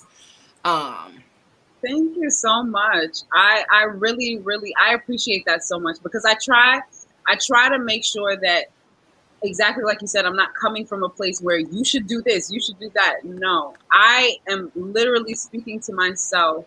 I'm talking, when I make my posts, it's like I'm creating them as a person that I would watch on social media if I had that person way back when I was going through my self-love issues. Even trying to understand my diet and understand why I'm craving certain things, or why am I emotionally eating or eating more. Sometimes it's just the emotions and the up and down that get us stuck in a rut, So yeah, more than likely, I feel like most women have it together. I feel like most women just need the community, just need someone else to speak on it, or to just encourage them along the way. They already could do everything on their own. They don't need me. They just need someone to speak. So need somebody to be the voice for the peoples. So once again, we gonna take a little break, but this time we going over to everyone's favorite segment, and it's that new music moment from your boy The Mouth. He's not here tonight. He out here securing the perimeter and reprocuring vehicles and all of that good shit. So we're gonna make sure that we get his segment on up in here, because the people be looking for it, they be asking for it. So we gonna make sure we do what? We gonna give it to you, okay? Like the Brad said, I'm gonna give it to you. So we shall return here shortly, but enjoy this new music moment featuring your boy, The Mouth. Yo, what's up, Fat Girl Chronicles? It's your man, The Mouth, and it's time for your new music moments. We started off with an artist by the name of Elaine. Man, she had an album out in 2019 called Elements. It was an amazing album, but she's back with a new single, and it's called Right Now. And you heard it first, right here in your new music moments on the Fat Girl Chronicle podcast. Promising me something real. We ain't making progress. I still need to process everything you did to me, 'cause I don't know if I'm meant to be. Why did you lie? Why did you fuck with my feelings? Why do you cry when I'm leaving? Why can't you see that I'm grieving the depth of my love for you? I wish I could make it through. Oh no. Back right now, I can't be in tears right now. I can't afford to lose right now. It's all eyes on me right now, right now, right now, right now. Yeah, I'm in my bag right now. I can't be in tears right now. I can't afford to lose right now, right now, right now. That was Elaine, and the song was called Right Now. Now we get into our new artist of the week. It's not a new artist, new album as normal because she doesn't have an album yet. But I heard her singles and they're amazing. The artist's name is Sharita. The first single we get into is called Got It Like That. I love your energy. Open my mind, show me everything I couldn't see before you. Change my life. I want you to stay in mine. You match my energy. All I ever wanted was loyalty. Be selfish with me, don't share. When you're holding me close, I want you to take it. And it feels like I never been lost, oh it feels right. You're making me feel so high, and I don't ever wanna come down. How could you do me like that? I was so mean, now you got me on track. Do what you do, no, I'm just so bad. With everything you do, I know you got it like that. Yes, indeed. That song was called Got It Like That. She said she recorded that in 20 minutes. And then the next single I heard blew me away. It says Freestyle. The song is called Energy. The artist's name is Sharita. Definitely go check out our music on all music outlets. But you heard it first. You heard from her first. From your man, The Mouth, on the Fat Girl Chronicle podcast. Heavenly connection. When I connect to you, it's unexpected. I know the way you made me feel, make 'em jealous. Just 'cause I respect it. Sacred affection, no way connected. You know I never miss a shot. I always give you what you want. Now I got it so good. Keep 'em coming back for me. In circles with this energy. You know I never miss a shot. I always give you what you want. Now I got it so good. Keep 'em coming back for me. In circles with this energy. So I see. That's right, y'all. The artist's name was Sharita. The song was called Energy. Yo, she's amazing. Definitely go check out. But now it's time to get into our artist of the week. It's Mr. Need Harriet. And it's right now. The album is called Ready Is Always Too Late. But the first thing we're going to get into off the album is called Like This. Right here with your man, The Mouth, on the Fat Girl Chronicles podcast. To the stars, it's time to live a love. To a love like this. You ain't had a taste of a kiss like this. Crimson cherry lips, only find this once in a lifetime. Bet you glad you waited for the right time to make love like this.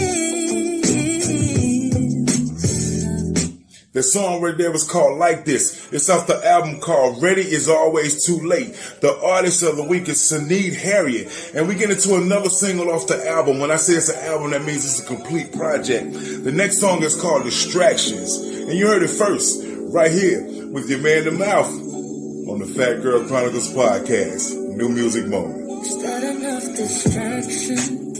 You're looking back, I see one night of passion. Charge you up, I'll wait.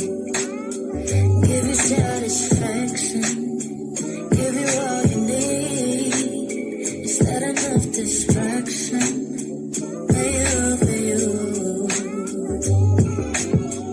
But the thought of it, I know it make you weak. Is that why you seem to make it hard to speak? Ain't nobody that can please you like me. When you call, then you know I'm gonna show. Take it there where I know you wanna go. More high than you ever been before. Is that enough distraction? You're looking back, I see one night of passion. Charge you up, I'll wait. Give you satisfaction. Give you all you need. Is that enough distraction?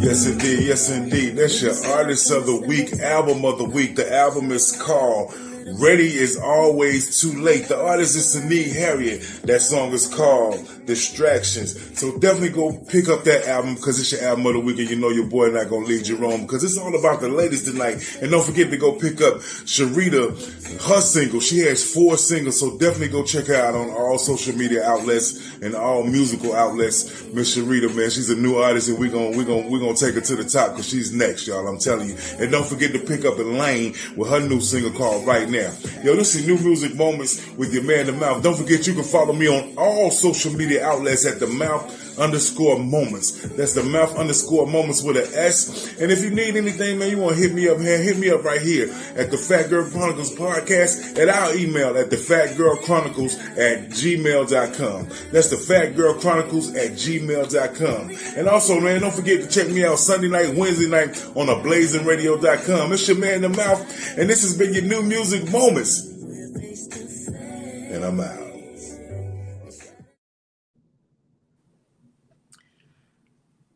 Cause listen,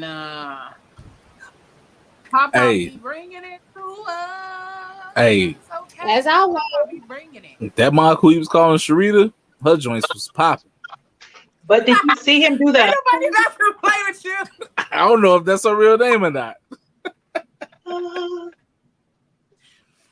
Anyway, Tabitha, can you give the people how to connect with you outside of the show?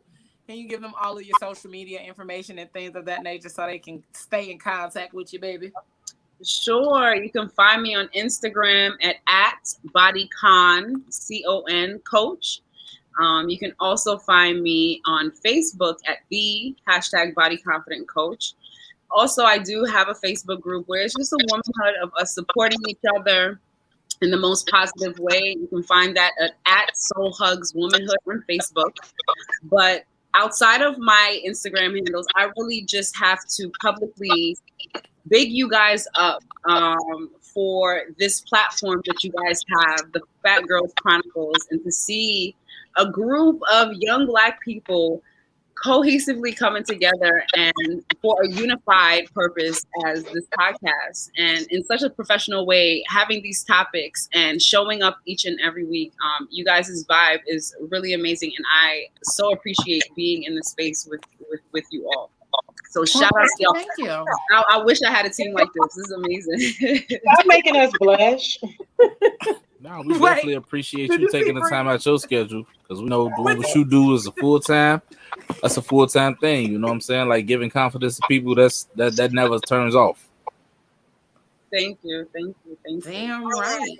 So I just sent the request to join the group, and I'm gonna hop up in that thing like, hey, y'all. Wow. Thank you. So, I just want to thank you for being here. Thank you for all of the positivity that you bring to the world because it is needed more than the negativity. So we appreciate you being here with me and the squad. Super. And we thank all of you all that have tuned in or listened in via YouTube, Facebook, and JQLM Radio. We thank you for joining us for another episode of the Fat Girl Chronicles, you know?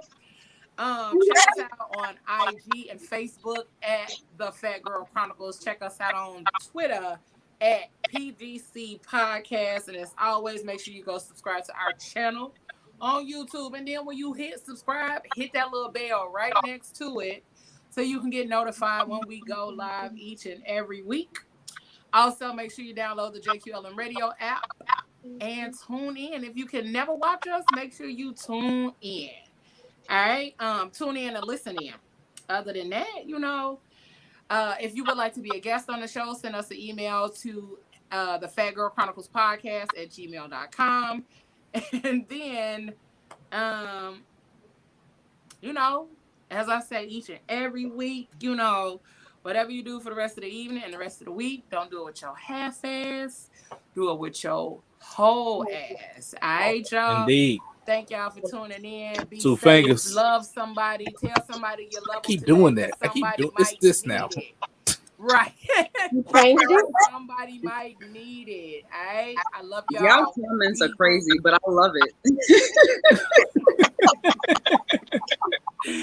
See y'all next week. All right. Peace. Indeed.